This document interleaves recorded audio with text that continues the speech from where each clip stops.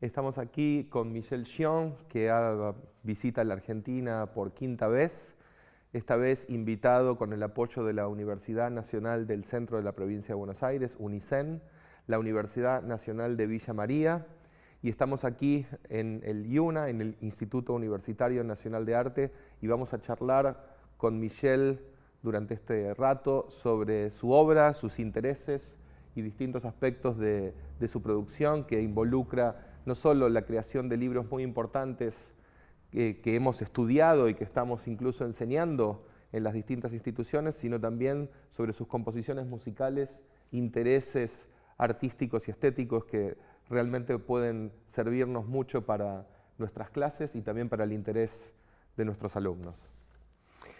Au-delà de votre merveilleux travail comme écrivain et chercheur, vous êtes réalisateur, mais aussi plus particulièrement compositeur de musique concrète. Comment avez-vous pénétré ces domaines?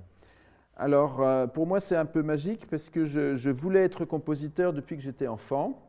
J'avais des grandes symphonies dans la tête et je me promenais en imaginant des sons et des symphonies. Je voulais faire des symphonies, un modèle très romantique.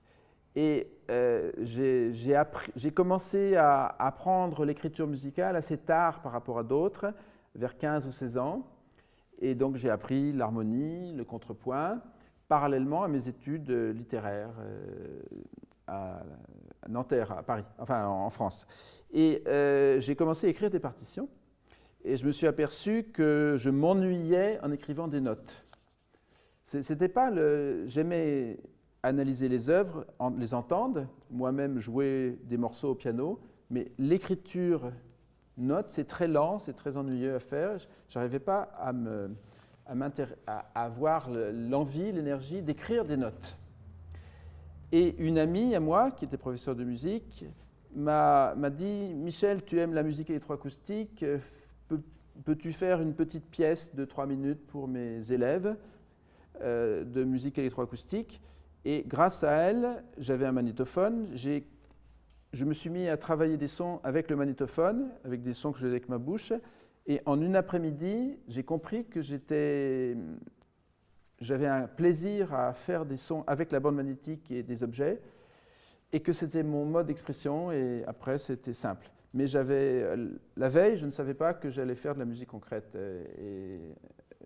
Voilà, c'était immédiat, un plaisir immédiat, et c'est très curieux.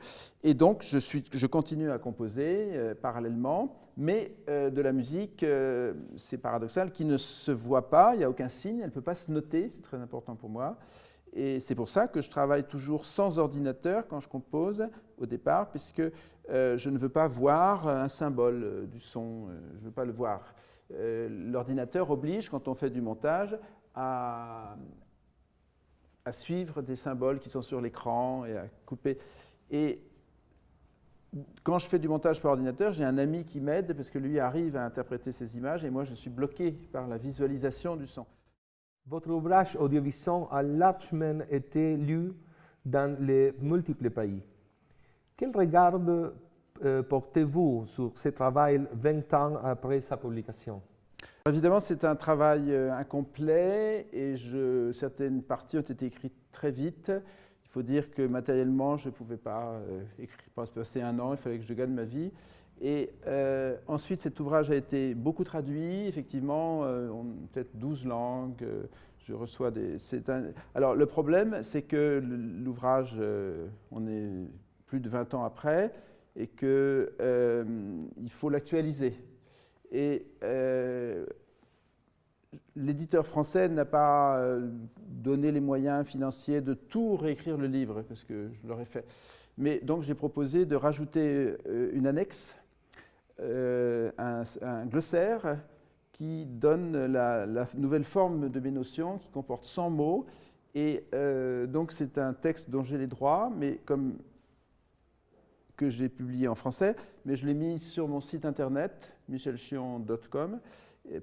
Et donc, si on va à glossaire, on trouve ces 100 notions supplémentaires en français et en anglais. Donc, c'est destiné, c'est ouvert, c'est libre, c'est gratuit. Donc, c'est pour moi l'actualisation de ce livre. Mais je trouve effectivement le livre est très inégale. Et puis il y a des parties qui sont évidemment dépassées sur l'art vidéo. L'art vidéo a beaucoup changé depuis 90. Et donc la deuxième moitié du livre est vraiment dépassée. Voilà.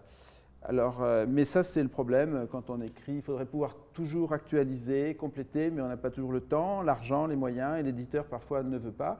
Et en plus, comme il y a plusieurs traductions dans différentes langues, ces traductions ont leur rythme, mais on ne peut pas contacter tous les éditeurs, leur dire maintenant c'est un nouveau texte, enfin le livre.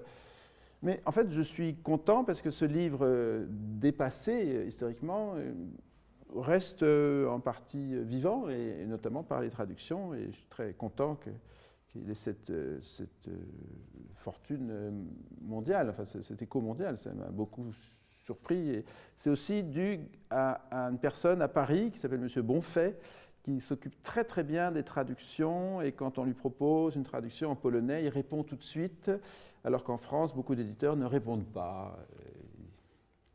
Il faut les appeler 5 fois, etc. Donc, merci à Antoine Bonfait. Michel, quels sont vos projets actuels?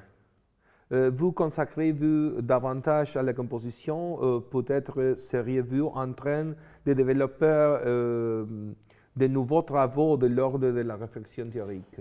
Alors, j'ai 66 ans, I am 66. Et je suis obligé de penser en termes d'énergie que j'ai, la santé ça va, et de temps. Donc j'essaie de me concentrer sur des projets que j'ai depuis longtemps, qui sont de réaliser des films de long métrage. Je veux faire 3 films de long métrage, 3 histoires. Et ça me prendra beaucoup d'énergie, peut-être d'argent, il faut que j'en trouve. Et donc je ne pourrai pas faire tout ce que je veux faire, donc je vais peut-être arrêter de composer de la musique concrète. Et quant à mon travail théorique, si on m'aide, par exemple Berlin m'aide, me donne de l'argent, je peux continuer, mais sinon je ne peux pas parce que j'ai besoin de travailler. Et puis j'ai du mal à trouver du travail en France. Donc je pense que je vais devoir me concentrer sur notamment la réalisation de films.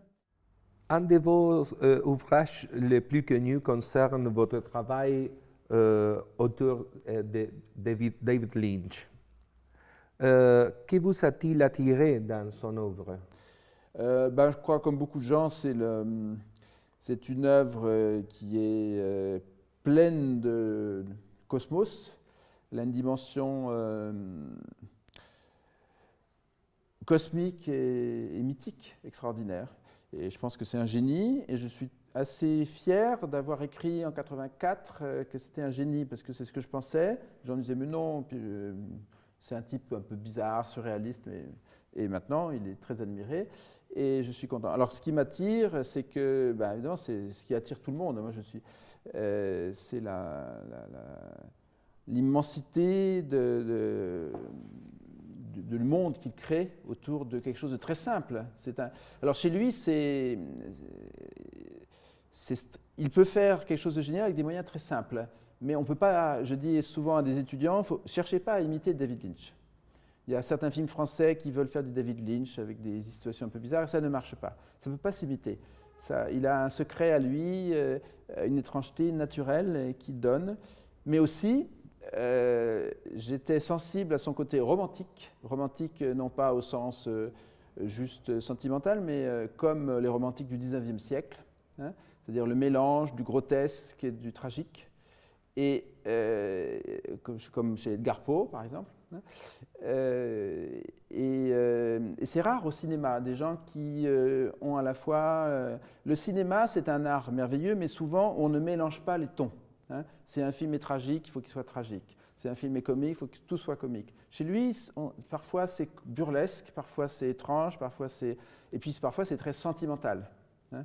Et moi, je crois que c'est un cinéaste sentimental, et il croit à l'amour, quoi. Et donc ça passe, même si ça prend des formes bizarres chez lui. Et puis aussi, je dirais, c'est un cinéaste de la vie, c'est-à-dire chez lui, tout ce qui peut paraître monstrueux, négatif, est au service de la vie.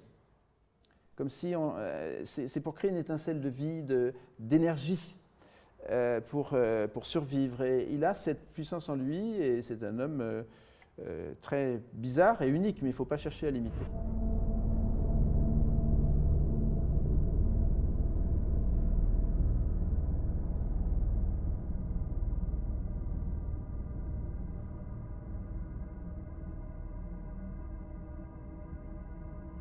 No hay banda. There is no band. Il n'est pas de orchestra. This is all. Et dans une séquence de Mulholland Drive de David Lynch, nous pénétrons dans un étrange lieu dénommé Club Silencio. Et tout ce qui s'y déroule semble refléter une réflexion tirée de vos ouvrages, surtout le fait qu'il n'y a pas de bande son. No hay banda. Oui. Il parle de l'orchestre. Oui, c'est ça. Oui. Mais, comment avez-vous perçu cette séquence? Ah bah, je ne pense pas qu'il faisait allusion à la banda sonore, c'est une banda, je ne sais pas. Je ne crois pas qu'il ait lu mes livres, mais on voit une femme qui chante et la voix c'est quelque chose de très pur dans cette séquence sur l'étonnement d'entendre une voix qui sort d'un corps. Et c'est quelque chose qui est très étonnant. Et qu'il sait bien, alors là c'est montré comme du playback, et puis il y a aussi la voix, c'est une personne en nous qui nous donne de l'énergie, et parfois cette énergie on la perd et on retombe comme une poupée désarticulée, ça c'est très lynchien, mais c'est parce qu'on est comme ça, des fois on est un peu hystérique, on s'hystérise, on a une énergie en nous, mais si on n'est plus avec la voix, on s'écroule. Sentí todo mi dolor, sola y llorando, llorando, llorando, llorando. No es fácil de entender que al verte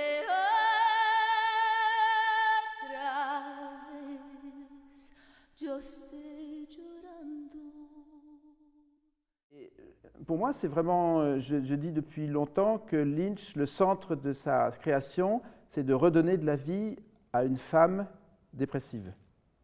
J'étais très frappé quand j'ai vu Blue Velvet par une image qui dure 3 secondes, qui est une femme qui ne dit pas un mot, puis qui regarde la télévision sans le son. Et pour moi, c'est une image forte.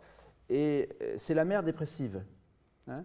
Et j'ai été frappé aussi par un texte de la psychanalyste française Françoise Dolto, où elle dit que quand un enfant est insupportable, qu'il est très agité, c'est parfois pour redonner de l'énergie à la mère. Hein, c'est pour qu'elle puisse vivre, même si elle est agacée. Et la dépression féminine, une forme particulière, les hommes aussi sont dépressifs, mais la dépression, c'est crucial pour l'enfant, puisque c'est des dépressions qui engloutissent tout autour d'elle, et puis c'est terrible la dépression. Et donc j'ai pensé à ça. Et la voix est quelque chose parfois qui nous rend énergique, et puis quand on la perd et quelque chose se casse, la voix est quelque chose de tellement étrange. C'est pour ça que j'ai écrit mon premier livre sur la voix au cinéma.